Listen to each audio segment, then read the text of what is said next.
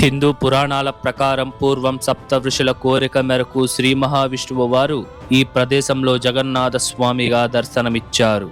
జగన్నాథ స్వామి వారు తిరుప్పుళ్ళానిలో శయన భంగిమలో, పూరి జగన్నాథ్లో నిలబడి ఉన్న భంగిమలో మరియు ఈ తిరుమలిసై అనే ప్రాంతంలో కూర్చున్న భంగిమలో దర్శనమిస్తారు.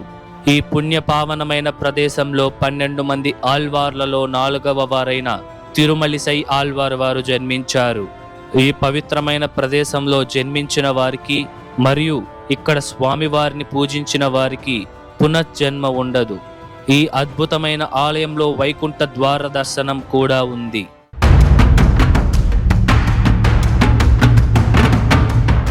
హాయ్, హలో, నమస్తే, వెల్కమ్ టు అవర్ ఛానల్ ఆలయ యాత్ర. ఈరోజు మనం ఒక అద్భుతమైన వైష్ణవాలయాన్ని అయితే దర్శించబోతున్నాము. ఇంతకీ ఏంది ఆలయం అంటే శ్రీ జగన్నాథ పెరుమాళ్ ఆలయం. ఈ ఆలయం తమిళనాడు రాష్ట్రం తిరువల్లూరు జిల్లాలో ఉన్న తిరుమలిసై అనే ఒక గ్రామంలో అయితే ఉంటుందన్నమాట. ఈ ఆలయం చెన్నై సెంట్రల్ రైల్వే స్టేషన్ నుండి 25 కిలోమీటర్ల దూరంలో, తిరువల్లూరు రైల్వే స్టేషన్ నుండి 21 కిలోమీటర్ల దూరంలో మరియు తిరునిండ్రవూరు రైల్వే స్టేషన్ నుండి 13 కిలోమీటర్ల దూరంలో ఉంటుంది. మీరు చెన్నై నుండి ఈ ఆలయానికి బస్సుల ద్వారా రావాలి అనుకుంటే చెన్నైలోని కోయంబేడు, సైదాపేట మరియు బ్రాడ్వే స్టాప్స్ నుండి ఈ ఆలయానికి రెగ్యులర్గా బస్సెస్ ఉంటుంది. ఈ ఆలయం తాలూకా లొకేషన్ కూడా నేను మీకు డిస్క్రిప్షన్లో ఇచ్చుంటాను, చెక్ చేయండి. వీడియోని లైక్ చేసి స్టార్ట్ చేయండి. మన ఛానల్ని ఎవరైనా సబ్స్క్రైబ్ చేసుకోకుండా ఉంటే సబ్స్క్రైబ్ చేసుకోండి. రండి, ఇప్పుడు మనం ఆలయం వద్దకు అయితే వెళ్దాం.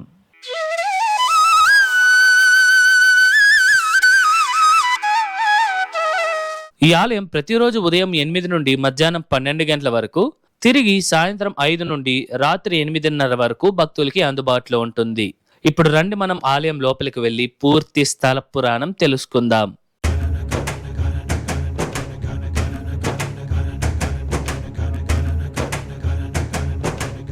పూర్వం శ్రీ మహావిష్ణువు వారు జగన్నాథ స్వామిగా ఉత్తరం వైపు ఉన్న పూరి అనే ప్రాంతంలో కొలువుదీరారు.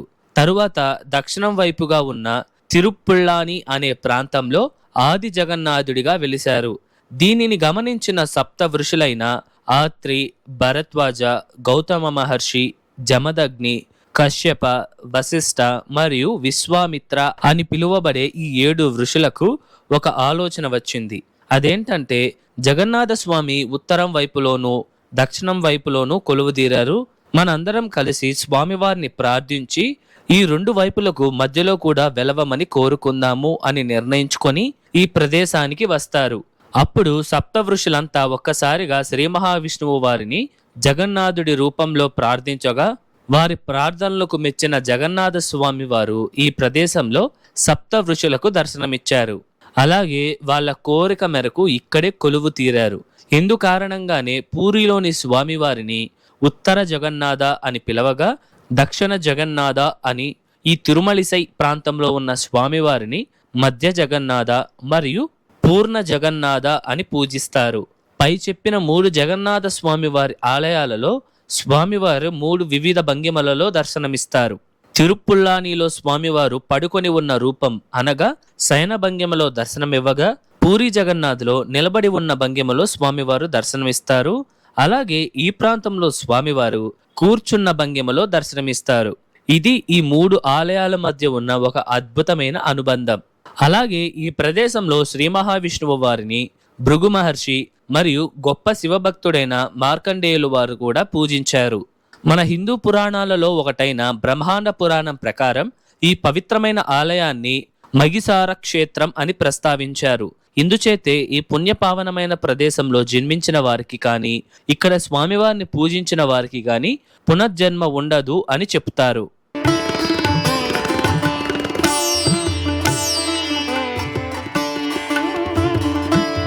ఈ ప్రదేశంలోనే 12 మంది ఆళ్వార్లలో 4వ వారైన తిరుమలిసై ఆళ్వార్ వారు జన్మించారు. ఇప్పుడు మనం తిరుమలిసై ఆళ్వార్ వారి అద్భుతమైన చరిత్రను తెలుసుకుందాం.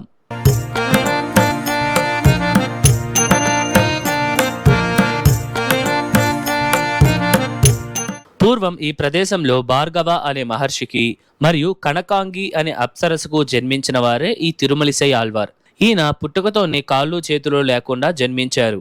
దాంతో తన తల్లిదండ్రులు ఆయనను ఒక వెదురు పొదల మధ్య పెట్టి వెళ్లిపోయారు.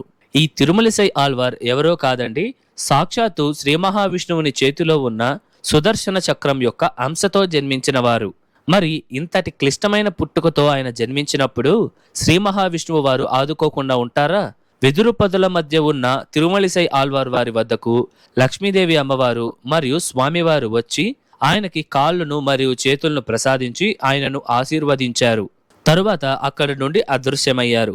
అప్పుడే ఈ ప్రాంతం గుండా తిరువాళన్ మరియు పంకజవల్లి అనే దంపతులు వెళుతూ ఉంటారు. ఆ దంపతులు పిల్లలు లేరని ప్రతి క్షణం బాధపడుతూ ఉండేవారు. అటువంటి వారికి ఆ వెదురు చెట్ల మధ్యలో ఒక చిన్న బిడ్డను చూసేసరికి ఇది సాక్షాత్తు విష్ణుమూర్తి ఇచ్చిన వరంగా భావించి తిరుమలసై ఆళ్వార్ వారిని ఆ దంపతులు వాళ్ళ ఇంటికి తీసుకుని వెళ్లారు. అప్పటి నుండి ఆ బిడ్డను ఆనందంగా పెంచుతూ వచ్చారు. చిన్నప్పటి నుండి తిరుమలసై ఆళ్వార్ ఎంతో గొప్ప విష్ణు భక్తుడిగా ఉండి ప్రతిరోజు నారాయణుడికి పూజలు చేస్తూ ఉండేవారు. అలా ఆ బాలుడు పెరిగి పెద్దవాడై ఎంతో జ్ఞానాన్ని పొందారు. మరియు ముఖ్యమైన విషయం ఏమిటంటే తిరుమలసై ఆళ్వార్ వారికి తన కుడి కాళ్ళ మీద ఒక కన్ను కూడా ఉంటుంది. అలాగే 12 మంది ఆళ్వార్లలో 3వ వారైన పేయాళ్వార్ ద్వారా తిరుమలసై ఆళ్వార్ వైష్ణవ దీక్షను పొందారు. మరియు ఇక్కడ నుండి కాంచీపురంలో ఉన్న యదోత్తకారి ఆలయానికి ఆయన చేరుకున్నారు. ఇక్కడే తిరుమలసై ఆళ్వార్ వారి జీవితంలో ఒక ముఖ్యమైన సంఘటన జరిగింది. అదేంటంటే చాలా రోజులుగానే తిరుమలసై ఆళ్వార్ యదోత్తకారి పెరుమాళ్ ఆలయం లేదా సొన్నవం సెయింద పెరుమాళ్ ఆలయంలోనే చాలా రోజులు ఉన్నారు. ఆ సమయంలోనే ఆ ఆలయంలో ఒక వృద్ధురాలు ప్రతిరోజు ఆలయాన్ని శుభ్రం చేసి ముగ్గులు పెట్టి స్వామివారికి సేవ చేస్తూ ఉంటుంది. ఆ వృద్ధురాలను చూసి సంతోషించిన తిరుమలసై ఆళ్వార్ ఆమెను పిలిచి మీకు ఏమైనా కోరికలు ఉన్నాయా అని అడిగితే ఆ వృద్ధురాలు నేను నా జీవితంలో ఎన్నో బాధలను అనుభవించాను. నాకు తల్లిదండ్రులు లేరు, వివాహం కూడా చేసుకోలేదు, కనుక భర్త పిల్లలతో ఉంటే వచ్చే సంతోషాలు ఎలా ఉంటుందో కూడా నాకు తెలియదు. దయచేసి మీరు నన్ను యవ్వనవంతురాలుగా మార్చండి అని కోరుకోగా తిరుమలసై ఆళ్వార్ నారాయణుడిపై పాసురాన్ని పాడి ఆమెను యవ్వనవంతురాలుగా మార్చారు. అప్పుడు ఆమె అందాన్ని చూసి ఆకర్షితుడైన పల్లవరాజు ఆమెను వివాహం చేసుకున్నారు. వివాహమై కొన్ని సంవత్సరాలు గడిచింది. ఆయనకు వయసు అయిపోయింది, కానీ ఆమె మాత్రం యవ్వనంగానే ఉంటుంది.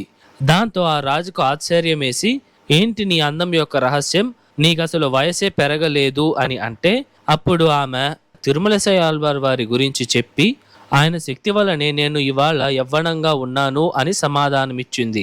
ఇక అప్పుడు ఆ రాజు తను కూడా యవ్వనంగా మారాలి అని తన సైన్యంతో తిరుమలసై ఆళ్వార్ వారిని పిలుచుకొని రమ్మని ఆదేశించారు.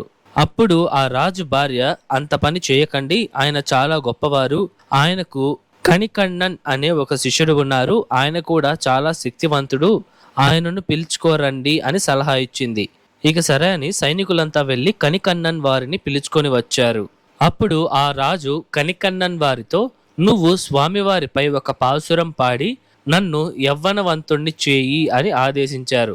కానీ ఆయన నేను అలాంటి పనులు చేయను, నా నోటి నుండి ఏ కీర్తన వచ్చినా అది శ్రీహరి కొరకు మాత్రమే అని చెప్పగా ఆ రాజుకు కోపం వచ్చి నిన్ను రాజ్యం నుండి బహిష్కరిస్తున్నాను, వెళ్ళిపో రాజ్యం నుండి బయటికి అని చెప్పగా సరే అని కణికಣ್ಣన్ వారు తిరుమలసై ఆళ్వార్ వారి వద్దకు వచ్చి సరేనండి గురువు గారు, నన్ను రాజ్యం నుండి బహిష్కరించారు, ఇక నేను వెళ్తాను అని చెప్తారు.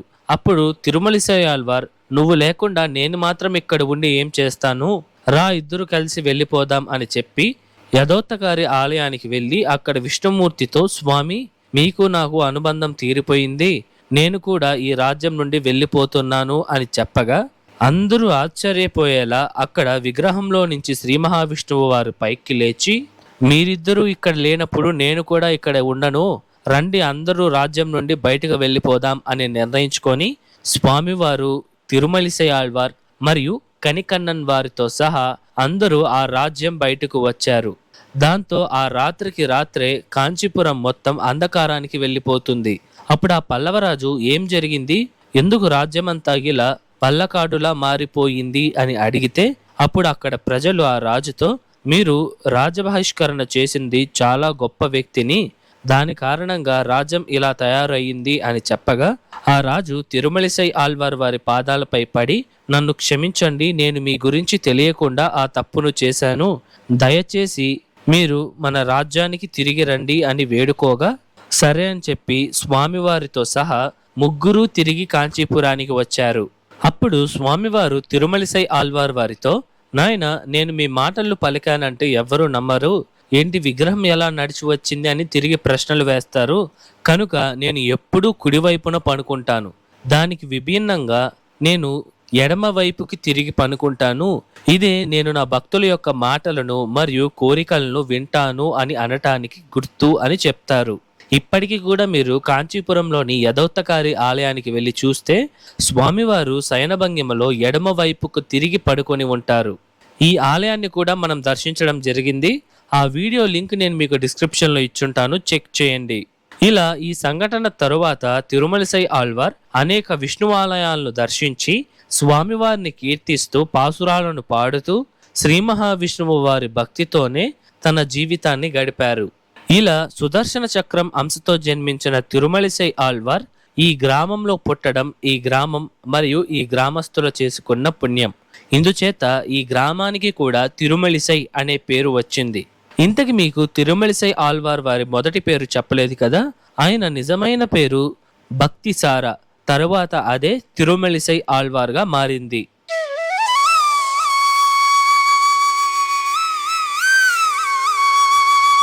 ఇదేనండి స్వామివారి మందిరం. మనం లోపలికి వెళ్ళంగానే నేరుగా తిరుమలిసై ఆళ్వార్ వారి సన్నిధి ఉంటుంది. ఇక్కడ తిరుమలిసై ఆళ్వార్ కూర్చున్న భంగిమలో ఉంటారు. ఆయన కుడి కాళ్ల పాదం మీద ఒక కన్నును కూడా మనం చూడవచ్చు. ఈ విగ్రహం కూడా దాదాపు 6 అడుగుల పొడవుతో గంభీరంగా ఉంటుంది. అలాగే ఇక్కడే స్వామివారి ప్రధాన గర్భాలయం కూడా వస్తుంది. ఈ ఆలయంలో మహావిష్ణువు వారు జగన్నాథ పెరుమాళ్గా, రుక్మిణి సత్యభామదేవి సమేతంగా కూర్చున్న భంగిమలో దర్శనమిస్తారు. స్వామివారి మూల విరాట్కి ఇరువైపులా మార్కండేయుల వారు మరియు భృగు మహర్షి యొక్క 4 అడుగుల విగ్రహాలను కూడా మనం చూడవచ్చు. ఈ ఆలయంలో లక్ష్మీదేవి అమ్మవారికి ప్రత్యేక మందిరం ఉందండి. ఇదే అమ్మవారి మందిరం. ఈ ఆలయంలో అమ్మవారు కూర్చున్న భంగిమలో శ్రీ తిరుమంగైవల్లి తాయారుగా పూజలు అందుకుంటున్నారు. ఈ ఆలయానికి ఎదురుగానే అద్భుతమైన మరియు అందమైన కోనేరు కూడా ఉంటుంది. దీనిని భృగు తీర్థం అని పిలుస్తారు.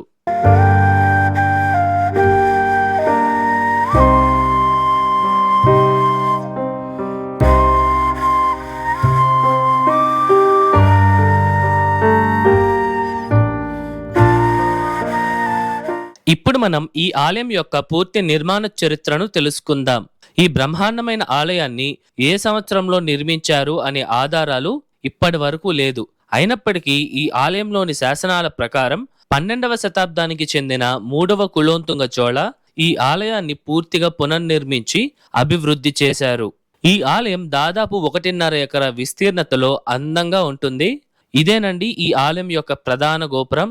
దీనినే రాజగోపురం అని పిలుస్తారు. ఇది 5 అంతస్తుల పొడవు ఉంటుంది. ఈ గోపురంపై విష్ణుమూర్తి యొక్క చరిత్రకు సంబంధించిన అనేక సంఘటనలను మరియు ఋషులు మహర్షుల యొక్క శిల్పాలను అద్భుతంగా మలిచారు. గోపురం నుండి లోపలికి రాగానే ఆలయ బలిపీఠం మరియు పొడవాటి ధ్వజస్తంభం చూడవచ్చు. ఇక్కడ నుండి లెఫ్ట్ తిరిగితే స్వామివారి మందిరం, అలాగే 4 సింహస్తంభాలు కలిగిన ఒక చిన్న మండపం వస్తుంది. ఈ మండపం దగ్గరే అమ్మవారి ప్రధాన మందిరం కూడా ఉంటుంది.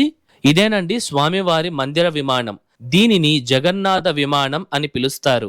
ఈ విమానంపై కూడా విష్ణుమూర్తి యొక్క అనేక శిల్పాలను మనం చూడవచ్చు. ఈ విమానానికి పక్కనే లక్ష్మీ నరసింహస్వామి వారి ప్రత్యేక మందిరం మనం చూడవచ్చు.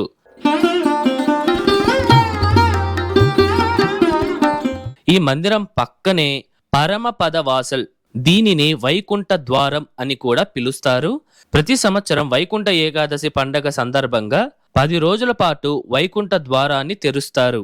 ఈ ఆలయంలోని శాసనాల ప్రకారం 1179 నుండి 1216వ కాలంలో 3వ కులోత్తుంగ చోళ ఈ ఆలయానికి భూములను, దీపాలను బహుమతిగా ఇచ్చారు.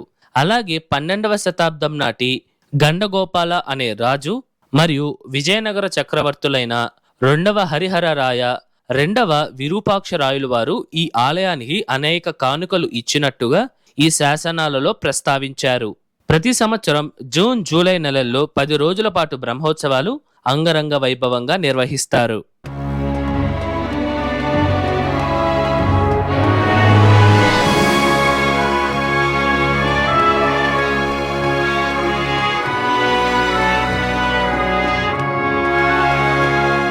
ఇదండి ఇవాళ వీడియో ఎలా ఉంది, నచ్చిందా? ఐ హోప్ ఈ ఆలయం తాలూకు పూర్తి చరిత్ర మీకు అర్థమయ్యేలా చెప్పాను అనుకుంటున్నాను. మీకు ఎటువంటి డౌట్స్ ఉన్నా సరే మర్చిపోకుండా కామెంట్స్లో తెలియజేయండి, నేను మీకు పక్కా రిప్లై ఇస్తాను. అలాగే ఈ వీడియోకు ముందు మన ఛానల్లో 276 పాడల్ పెట్ర స్థలాలలో ఒకటైన తిరువట్రయేశ్వరర్ త్యాగరాజ స్వామి వారి ఆలయం మరియు పల్లికొండ రంగనాథ స్వామి వారి ఆలయం, అలాగే మార్గబంధీశ్వరర్ స్వామి వారి ఆలయాన్ని అయితే దర్శించడం జరిగింది. ఈ 3 ఆలయాల తాలూకా లింక్స్ నేను మీకు డిస్క్రిప్షన్లో ఇచ్చుంటాను, చెక్ చేయండి. ఈ వీడియో ఎలా ఉంది, నచ్చిందా? నచ్చితే లైక్ చేయండి, మీ ఫ్రెండ్స్ అండ్ ఫ్యామిలీస్కి షేర్ చేయండి, అండ్ దయచేసి మన ఛానల్ని సబ్స్క్రైబ్ చేసుకోండి. మరొక అద్భుతమైన ఆలయం వీడియోతో మీ ముందరకు వస్తా. అంతవరకు మీ శివవరప్రసాద్ సైనింగ్ ఆఫ్.